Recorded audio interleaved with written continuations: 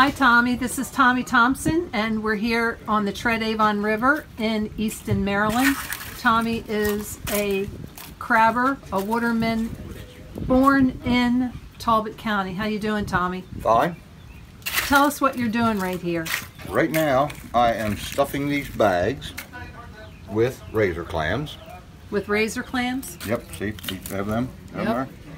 I'll make these bags. They come in this material comes in a big long roll like a sock. Goes on, and I just cut off sections and staple it. Make little bags out of it. And what do you use these bags for? To put your clams in. The bag, I made these bags.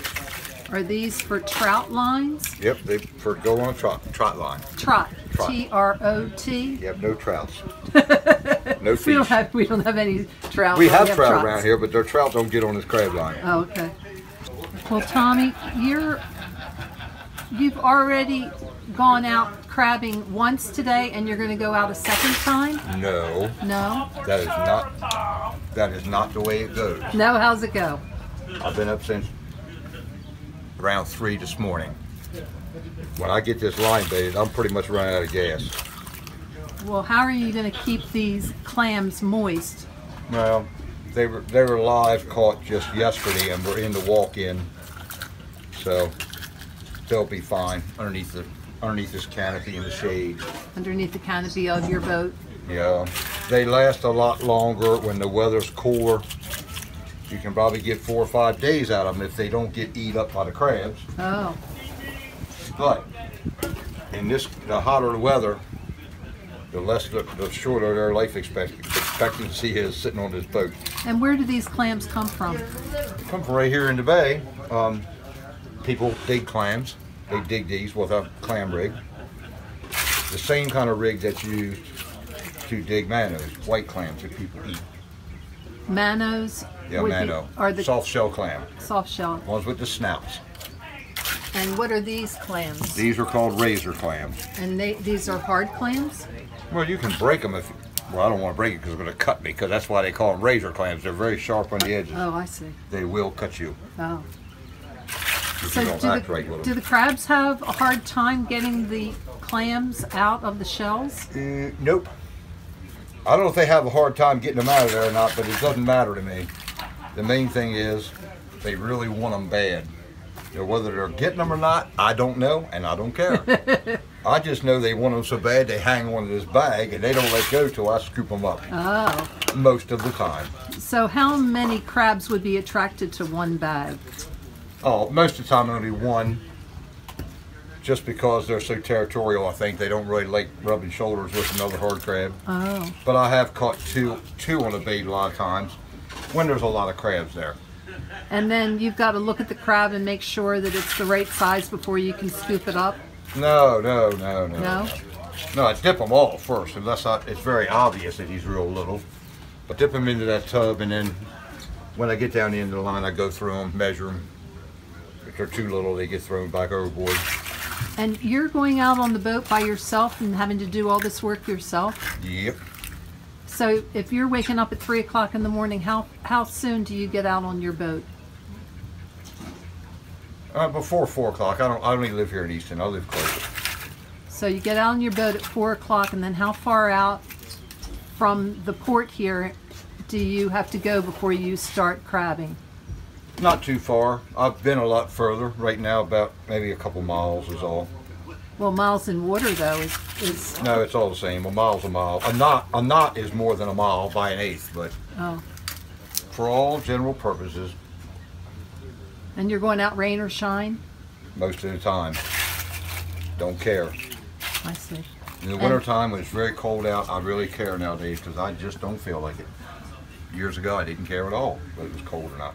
Okay. Let's talk about the crab season, because it started the 1st of April and we're now close to the end of May. Do you think that with the news that the subaquatic vegetation, the subaquatic SAVs, not SUVs, the SAVs, because they have increased the amount of SAVs in the Chesapeake Bay, that you think the crabbing is going to be better? this summer? Now, because the amount of seaweed, or whatever you're talking about, underwater vegetation, right, is about less than 10% as it was when I was a kid. Oh. When I was a kid, everywhere that I ever went to try to work, when you get up on the flats, which is shallow water, you couldn't crab because the seaweed was too thick. You rarely see a place like that nowadays. Oh. It's all gone. Oh. They like to sugarcoat all this, but believe me, there is hardly no seaweed nowadays. None. I see. It might be recovering a teeny bit, but it's all beside the point. Do you think that it's gotten warmer than it was before? That's another thing that's very debatable. Last winter when it was 0 degrees, several mornings when I got up, I was hoping for some global warming. No. Again, scientists can prove things different because it appears that just a degree or two warmer is making ice caps melt. I keep informed on this stuff. But that little bit, as far as interfering with me, I don't think is that important. It might be important about ice caps, but I don't think I notice it that much now. And Tommy, the last question I'm going to ask you is, do you have children, and are you teaching your children to be watermen? Yes, I have got 2 daughters, and my present wife has got 3. But no, this is it's very, very obvious. This way of life is going out the window. On account of mainly regulations, they are regulating us right square to death. With closed areas for oystering that the state has just voluntarily taken. Productive oyster bottom that we cannot work anymore, ever. And, you know, it's just too many bad things going on politically and environmentally. And no, my kids are daughters anyway, but it's beside the point. I wouldn't advise any youngster. It takes a lot of effort nowadays, a lot. Not like it used to be. And there are not very many youngsters working on the water. Like when I was young, a lot of the guys I went to school with either were or going to work on the water. Not many nowadays. Can't much blame them. Tommy, thank you for sharing your thoughts with us. Oh, we could go on forever, you know. My dad started in the crab business when he was a kid. He had a neighbor that had a boat. My grandparents didn't have a lot of money, so he was working at a young age. He started working with a neighbor. He was cutting yards, started catching crabs. Then they started wholesaling those crabs, and it just kind of progressed from there. So he's been in the seafood industry, if he were to tell you, probably since he was about 8. But we actually started processing crabs in the early 90s. So we actually took over a plant here in Fishing Creek that has been in continuous operation since the 60s. Aubrey, we're here on Hooper's Island, which is just exquisite. I've never been here before, and I'm so thrilled to be here because I can't even describe how beautiful it is. It's absolutely beautiful. It is, and that's the whole community's beautiful. Like, that's the crazy thing about it, is not only is the scenery amazing, you're right here on the bay, just the whole community is based around working on the water. The people that do all of the jobs are right here in the community. There's boats that are out right now. I think when you came over the bridge, you saw one of the boats that's probably checking his pots. You know, people are crabbing, they're fishing, they're doing all different types of things. It's really an awesome place to be. And we're sitting here in your factory. We are. Could you tell us about the situation with no workers? The interesting situation we're in right now, we've utilized the H-2B program for the past, this would be our 23rd summer. I'm sorry, let's explain that this is a packing industry. Yes, well we utilize the H-2B program to supplement the American workers that we have for the crab processing. So that's where the major labor need is in the actual bringing the crabs in, cooking them, and picking them for fresh Maryland crab meat. So most of the plants on the island use the H-2B program because what's happened over the years is a lot of people, we don't have the people living in the community like we used to, so a lot of the houses here now, considering the scenery, have turned into vacation rentals. We've had a lot of people go off for higher education. They're working full-time jobs in Cambridge, which is about 30 to 45 minutes away. and they just haven't really returned to more traditional seasonal industries. We process crab in this facility, so our season runs from April to the end of November typically. So it's been difficult to fill those positions just because people are looking for, you know, year-round work. So not only the fact that it's a seasonal job, and people who might be interested in picking need a full-time job. Reasonably, yeah. Yeah, reasonably, and the fact that it is isolated. I mean, we're a good half an hour, if not more. Definitely, it is isolated. It's the type of area, if you don't enjoy that, if you like being in a more metropolitan type of town, it's definitely not that. I mean, it's perfect if you like to fish. I have my paddleboard here. If you like doing those kinds of things, it's perfect, but it is definitely secluded.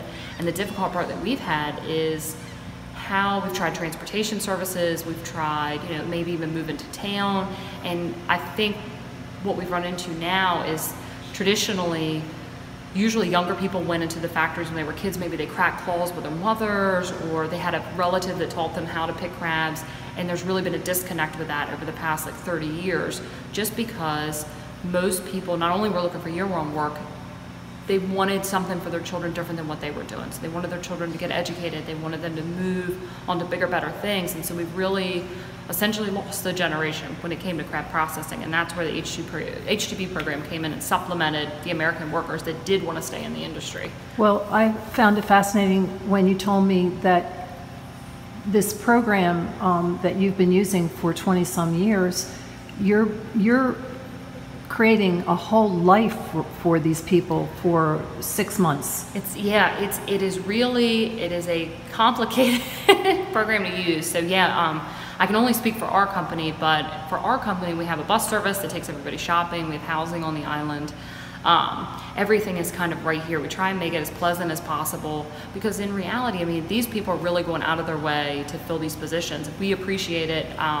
We know they appreciate being able to come here and have the work. I mean, it's been a win-win for us, and we've had some really amazing people. That's why we try and do the best that we can to make it as easy for them, as comfortable.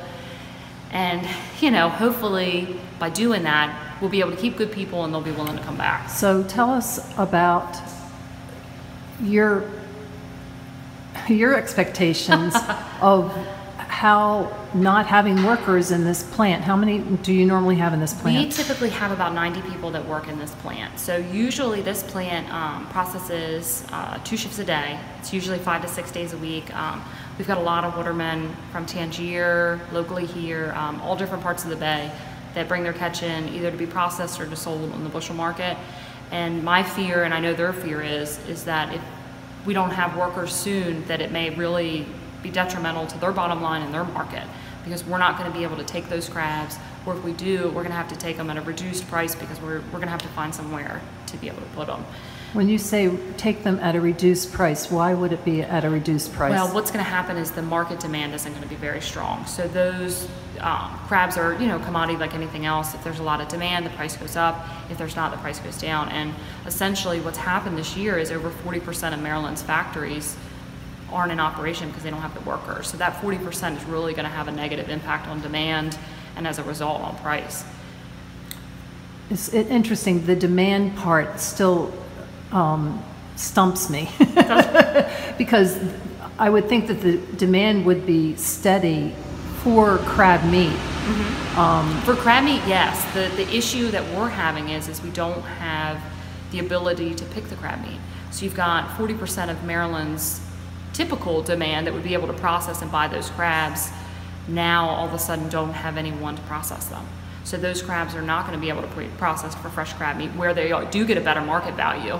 They're actually going to have to be sold on the market or not sold at all. Because how long can a crab last once it's taken out of the water? If it's live, it really depends on how hardy the crab is, and a lot of it has to do with the weather conditions too. So a lot of times in the summer when it's really, really hot, those crabs don't last very long. So it's a limited shelf life, and that's the other complicated thing that's going to happen with this is that, you know, Monday, Tuesday, Wednesday, when customers aren't really thinking about going to get a bushel of crabs, is going to be when these watermen are going to need to sell them, and typically we would be processing. We're not going to be able to do that if we don't have workers this year. So we're almost at the beginning of the summer. We are. And What's your prediction? Well, I would be lying if I didn't say I wasn't incredibly nervous. I'm incredibly nervous about what's going to happen. Me, myself, has been doing everything in my power to reach out to all of our representatives to let them know what the issue is. Representative being government representatives. Exactly, because the program itself is a federal program, so it's on that level. But I mean, our governors, we've been reaching out to the governor. He's been supportive. He's been trying to reach out to the administration. We've had our congressmen, both of our senators have all been receptive and understand what an issue this is for us. Really, it's just hope and pray that we'll get some kind of resolution, and my end goal is to try and get some kind of resolution in the future so that we don't have this uncertainty year after year after year. I'd like to get, you know, the program fixed so that it complements the American employees I have, helps people feel comfortable that if they want this job, it's available to them, and also gives me the ability to be able to fill it if they're not interested. And Aubrey, we spoke about how it's an opportunity for women. You are a rising woman. I like to hope so. That's the amazing thing about processing, and I think that's part of why I'm so passionate about it. So on this island, this is just, there's 3 women-owned plants. So the processing part of the seafood industry has always really been dominated by women. It was women that picked. They're business owners, they've done everything. I mean, that's what's so amazing about this part of it. I mean, the seafood industry as a whole has been dominated by men, but processing has really been, I think, just a really great place for women. I mean, like I said, it was staffed by women. A lot of times, you know, their families, they trained their children to crack claws. I mean, it was just, there was a lot of passion when it came to women in this industry, and I hate to lose that. And I think that's the great thing about the H-2B program too. And even my American workers, the majority of them are women, and just the amount of pride that it instills in, one, doing something and taking a paycheck home at the end of the week, and it just, there's just everything about it that I love. I mean, I love selling seafood, I love the industry itself, but this has a special place in my heart, mainly because it takes a lot of women to want to run a really, really good crab plant. Well, Aubrey, thank you very much for sharing with us. Yeah, no problem. Thank you. I appreciate the opportunity.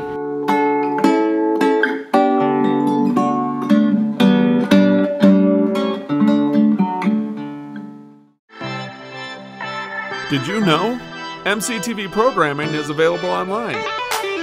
Find our shows like Rabbi's Roundtable, Carlisle's Chesapeake, The Shameless Picture Show, Conversations with Sherry, and the Avalon Theater Presents at youtube.com/Midshore Community Television.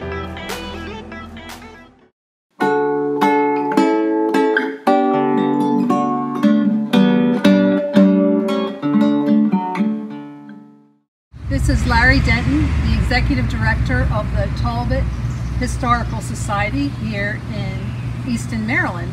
Thank you for joining us today, Larry. Glad to be here. Larry, tell us about the garden here outside the Historical Society. Let me tell you first a little bit about the history of the gardens. The society was formed in the 1960s by a group of interested and well-connected folks from Easton.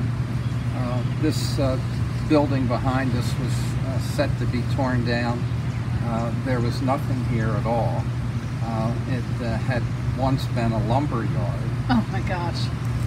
And so the society formed.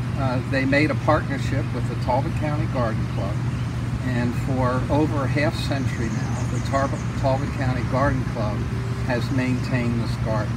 They have designed it, they have planted it, and every year, every other Tuesday, they have a group of ladies in here that maintain the garden. It has just been a marvelous partnership. And here it is Tuesday and the ladies are here.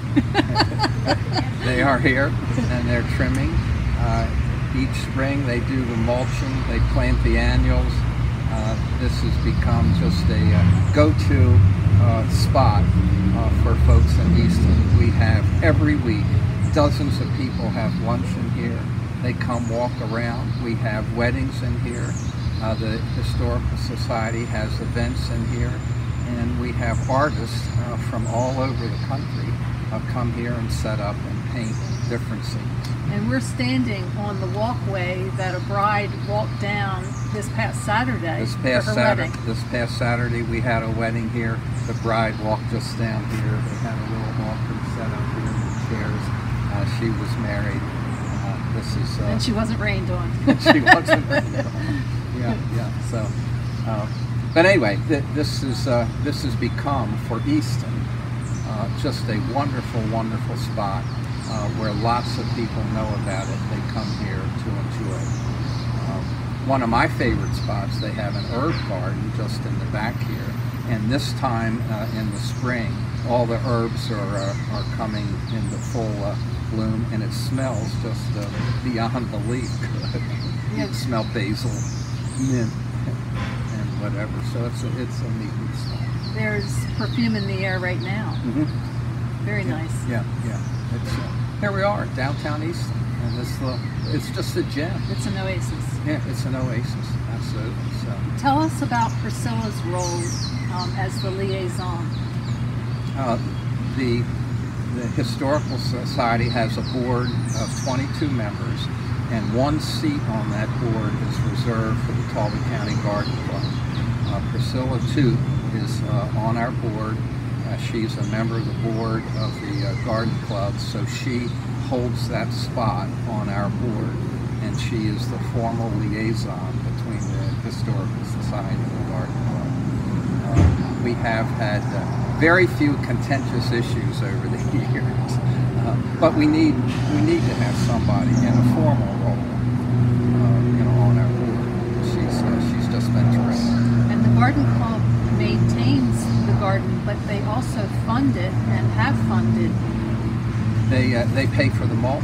They pay for the annuals that are planted here every year. They have numerous consultants that come in here, men who know bugs, and all the kinds of things that you need to do to keep a garden healthy, and they pay for it all without them. And the Historical Society is just taking care of the trees. We just take care of the trees. Well, there's a beautiful gate at the foot of this path that is from New Orleans. Yeah, that was, I think it was from Charleston. But anyway, it was donated by several members 50, 60 years ago. It's been there. It's part of the ambiance of this place. Nettie Jones, one of the great philanthropists of Talbot County, she was very instrumental in establishing this garden. We have a stone just over here that has her name on it, and she was very, very special. And there's some historic homes behind us here that are an integral part of the garden. Yes, the Historical Society owns 3 homes or buildings that are over 200 years old. One is the Mary Jenkins house, that's where our museum is, that's across the street. This home just behind us is the James Neal house that dates from 1805. And then we have a little cottage, we call it Joseph's Cottage, that dates from about 1820 in the back of the property. But all of these are treasures. And at times when we're paying the maintenance, we don't view them as treasures, but they truly are treasures. And tell us about the current exhibit that's happening in the Historical Society. We have in the James Neal House, we have exhibit rooms, and we do 3 different exhibits each year. The first exhibit this year that's running now is called The Women of Talbot County. And we had a group of our board members and members got together, and they chose 14 women over the last 300 years that really made a difference. And we showcased those 14 women. One of them was the woman who started the Maryland Beaten Biscuit Company and Y Mills. Her granddaughter was here last Saturday, gave a talk, and demonstrated how to make these biscuits. It was just truly cool. It was really cool. Well, people have a lot to come visit Easton about, and truly, when you come to Easton, you need to come to this garden. Well, we would encourage anyone who's visiting town, whether they're Talbot County natives or whether they're visiting from out of town. As I said earlier, this is a true gem, and they should come take a look. Thank you very much.